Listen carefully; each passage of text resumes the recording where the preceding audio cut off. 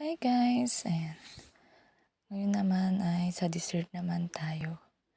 Ayan guys.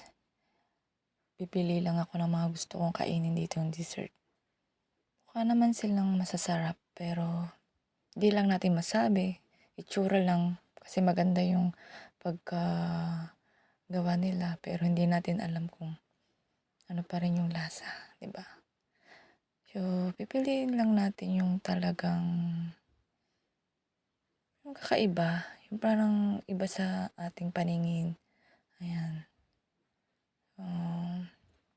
Ito rin mayroon din silang halo-halo. Basta lahat po ng dessert na gusto nyo is nandun naman. Hindi ko lang po na-videohan lahat. Ayan. Pero ito lang kasi yung hinahanap ko. Ayan. Mga ice cream, halo-halo yan. Mga donuts.